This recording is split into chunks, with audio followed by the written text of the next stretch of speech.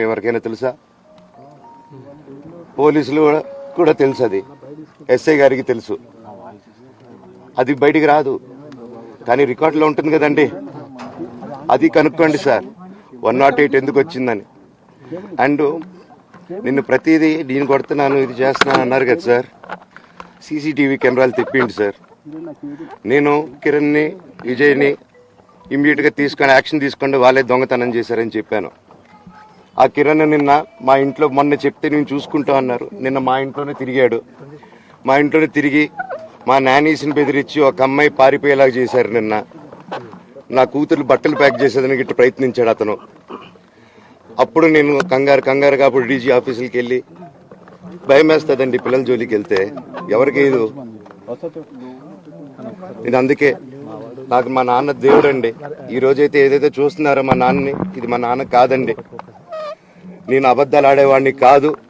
నా గురించి మీరు ఎవరినైనా ఎంక్వైరీ చేసుకోండి, నా ఫ్రెండ్స్ని అడగండి. నాకు చిన్నప్పటి నుంచి ఉన్న స్నేహితులు ఒక్కొక్కరు వేరే వృత్తిలో ఉన్నారు. వాళ్ళు సొంతంగా కాళ్ళ మీద కష్టపడిన వాళ్ళే అండి. అండ్ నేను కూడా నా సొంతంగానే వచ్చాను, కానీ ఏ రోజు ఇది చేయండి అది చేయండి అని అడిగింది లేదు. అండ్ ప్రతిదీ నేను సాయంత్రం వచ్చి మీకు ఎక్స్ప్లెయిన్ చేస్తాను. దయచేసి కోఆపరేట్ చేయండి. థ్యాంక్ యూ మీరు అందరూ ఉన్నందుకు. విజయ్ అనే వ్యక్తి నిన్న అంత చెప్పిన తర్వాత కూడా మా ఇంట్లోనే నన్ను కొట్టేటప్పుడు అతని కారు నింది వెనకాల నుంచి అలాగే వెళ్ళిపోయారు అందరు ఉండంగానే. మీరు అతని కారు నంబరు, అతని సిగ్నల్ని దయచేసి ట్రాక్ చేయండి. అన్ని కంప్లైంట్లు పెట్టిన తర్వాత కూడా మా ఇంట్లో ఎందుకున్నాడు ఆ దొంగ? మీరు దయచేసి ఇది ఇమీడియట్ గా చేసుకోండి. నేను సాయంత్రం లోపల ఒకసారి మీరు అన్నారు ఇందాక మా నాన్న దేవుడు అని చెప్పి, చెప్తాను సార్. మా నాన్న మీ షోల్డర్ మీద గన్ను పెట్టి కాలుస్తున్నారండి, క్లియర్ గా కాలుస్తున్నారు. ఆయన నేను పనులు చేసుకుంటూ అన్ని రకరకాలుగా ఉన్నప్పుడు ఆయన బ్రెయిన్ వాష్ చేసుకొని నా వ్యక్తిగత జీవితంలో బయట పెట్టి నన్ను, నా వ్యక్తిగత జీవితం తప్ప అది కూడా నేనేం తప్పు చేయలేదండి. నేను ప్రేమించిన అమ్మాయిని పెళ్లి చేసుకున్నాను, ఆ అమ్మాయి కోసం పోరాడాను. దాంట్లో తప్పేంటంటే నాకు అర్థం కావట్లేదు. అండ్ ఈరోజు వచ్చి 10 మందికి నిలబడినప్పుడు నేను చెడ్డోడిని అయిపోయాను. ఎక్కడ సైన్ పెట్టమంటే పెట్టాను, రమ్మంటే వచ్చాను, పొమ్మంటే పోయాను. ఎన్ని సినిమాలు చేయమంటే అన్ని సినిమాలు చేశాను. అన్న కంపెనీల్లో పనిచేశాను, సాంగ్లు చేశాను, వాళ్ళకి రికార్డింగ్లు చేశాను, ఫైట్ డైరెక్షన్లు చేశాను. ఎంతో గొడ్డులాగా కష్టపడాను, మనసు పూర్తిగా సంతోషంగా చేశాను. నాకు ₹1 అడిగింది లేదు, ఆశించలేదు. నేను దానికోసం నాకు కావాలి, నేను పనిచేసిన దానికి కూడా నేను అడగట్లేదు. ఒకటే అడుగుతున్నాను, మీకు నిజం తెలియాలి. అందుకోసమే ఏంట్రా వీడు అన్ని బయట పెడుతున్నాడు అనుకోవచ్చు, కానీ ఈరోజు నాకు భార్య పిల్లలు ఉన్నారండి. ఈ రోజు నేను నిలబడకపోతే రేపు నా కొడుకు పెద్దోడైన తర్వాత, కూతురు పెద్ద అయిన తర్వాత వాళ్ళకి నేను సమాధానం చెప్పుకోలేను. నేను దొంగతనం చేసి వేరే వాళ్ళు కడుపులు కొట్టి నా పిల్లల మొహం నేను చూడలేను, ఆ కూడు నా పిల్లలకి పెట్టలేను. మా నాన్న నన్ను అలా పెంచలేదు, మా అమ్మ నన్ను అలా పెంచలేదు. మధ్యలో మా అమ్మ నలిగిపోతుంది. మా అమ్మని హాస్పిటల్లో అడ్మిట్ అయ్యారని చెప్పి నేను అబద్ధాలు ఆడారు. హాస్పిటల్కి వెళ్ళి చెక్ చేయించుకుంది అమ్మ. నువ్వు వెళ్ళిపో ఇంట్లో నుంచి, నువ్వు వెళ్ళిపోతే వీడిని చూసుకుంటావు మేమంటే, మేము మంచిగా మాట్లాడి పంపిస్తావు అంటే నమ్మి ఆవిడ 3 రోజుల నుంచి దడదడగా ఉంటే వెళ్ళింది వెళ్ళమ్మ అంటే. ఏజీకి వెళ్ళడం వాస్తవం చూపించుకొని ఇమీడియట్గా మా అన్నింటికి వెళ్ళిపోయి అన్నింట్లో పడుకున్నారు.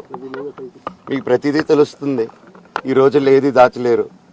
మరి ఇంత క్యారెక్టర్ అసాసినేషను నేను చేయని దానికి చేశారు అని, నా భార్య వచ్చిన తర్వాత నేను చెడ్డోడినయ్యానని, అదే వాళ్ళ తల్లిదండ్రులు ఉండుంటే గమ్మునుంటారా అండి? ఈరోజు నేను గమ్మునుంటే ఎలా అండి? తనకి తల్లి అయినా తండ్రి అయినా అన్నీ నేనే అండి. ఈరోజు తను వాళ్ళ ఇంట్లో ఆధారపడదు, నేను మా ఇంట్లో ఆధారపడను. నేను నా సినిమాలు చేసుకుంటున్నాను. తను సొంతంగా ఒక టాయ్ కంపెనీ పెట్టుకుంది. లాక్డౌన్లో నా హమ్ బ్రహ్మాస్మి సినిమా మా ప్రేమ కోసం ఆపేసినప్పుడు నిర్దాక్షిణంగా నేను చెన్నైకి షిఫ్ట్ అయిపోయి ఈ ఊర్లో వద్దని మేము అక్కడ కూర్చొని, నేను మనోజ్ నువ్వు బొమ్మలు గీస్తావు కదా, కథలు రాస్తావు కదా, బొమ్మలకి ఆత్మనిర్భర్ అని నరేంద్ర మోడీ గారు అనౌన్స్ చేశారు.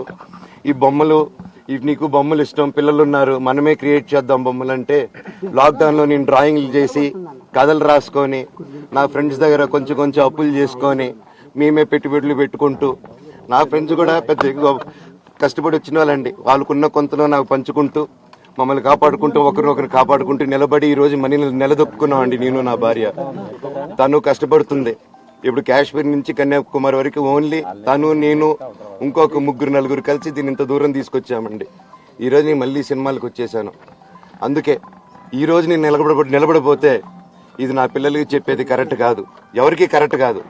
ఇన్నాళ్ళు గమ్మునున్నాను ఓకే, కానీ వాళ్ళ నాన్న ఆస్తుల కోసం కొట్లాడుతున్నాడా, మంచి కోసం నిలబడుతున్నాడా అనేది ఈరోజు మీకు సాయంత్రం వచ్చిన ప్రూఫ్స్ అన్ని వదులుతాను.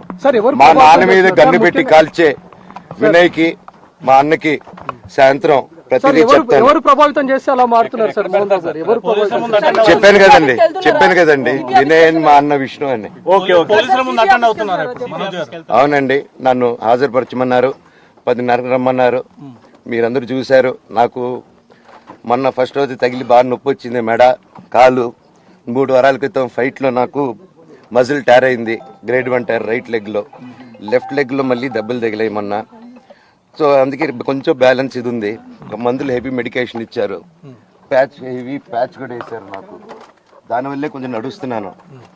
అండ్ ఇప్పుడు అందుకే రిక్వెస్ట్ చేసుకుని సార్ నాకు కొంచెం టైం ఇవ్వండి, పాప ఉంది, సెటిల్ చేసుకొని నేను వస్తాను సార్, కొంచెం సెట్ చేసుకొని అని పోలీసులు గారికి రిక్వెస్ట్ చేసుకొని బయలుదేరుతున్నాను. సార్ మీ నాన్నగారు నిన్న ఒక ఆడియో రిలీజ్ చేశారు, అందులో చెప్తున్నారు మనోజ్ మద్యానికి సార్ దాని గురించే సార్ చెప్పాను. కామెంట్ పై ఏమంటారు? మద్యానికి బానిసై ఇలా ప్రవర్తిస్తున్నాడు, అందుకే నేను మనోజ్ విషయంలో సీరియస్ గా ఉన్నాను అని చెప్తున్నారు. సార్ మద్యానికి బానిసై ఎవరిని కొట్టాను సార్? నా పిల్లల్ని కొట్టానా, నా భార్యను కొట్టానా, మా అమ్మని కొట్టానా, మా నాన్నని కొట్టానా? ఇవన్నీ నీ మద్యానికి బ్యాలెన్స్ అందరినీ కొడుతున్నాను, పొన్నాలు కొడుతుంటే సీసీటీవీలు తెప్పిండి సార్. అది దొంగతనం చేసింది నేను కాదు సార్, అది తెప్పిండి సార్ అంతా. అప్పుడు మాట్లాడదాం సార్ మనోజా ఎవరా అని.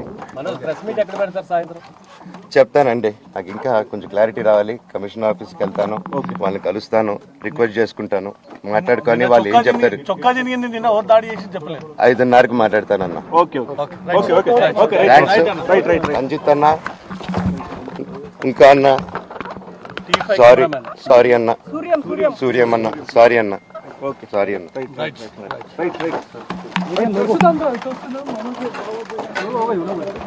పెట్టు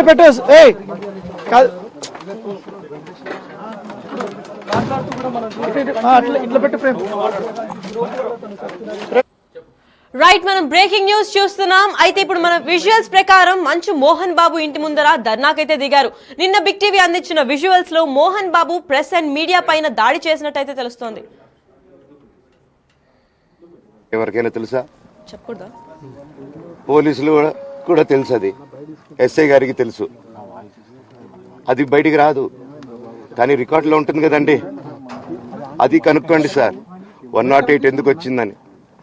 అండ్ నిన్ను ప్రతిదీ నేను కొడుతున్నాను, ఇది చేస్తున్నాను అన్నారు కదా సార్. సీసీటీవీ కెమెరాలు తెప్పిండి సార్. నేను కిరణ్ని, విజయ్ని ఇమ్మీడియట్గా తీసుకొని యాక్షన్ తీసుకోండి, వాళ్ళే దొంగతనం చేశారని చెప్పాను. ఆ కిరణ్ నిన్న మా ఇంట్లో మొన్న చెప్తే నేను చూసుకుంటా అన్నారు. నిన్న మా ఇంట్లోనే తిరిగాడు. మా ఇంట్లోనే తిరిగి మా నానీస్ని బెదిరించి ఒక అమ్మాయి పారిపోయేలాగా చేశారు. నిన్న నా కూతురు బట్టలు ప్యాక్ చేసేదానికి ఇట్లా ప్రయత్నించాడు అతను.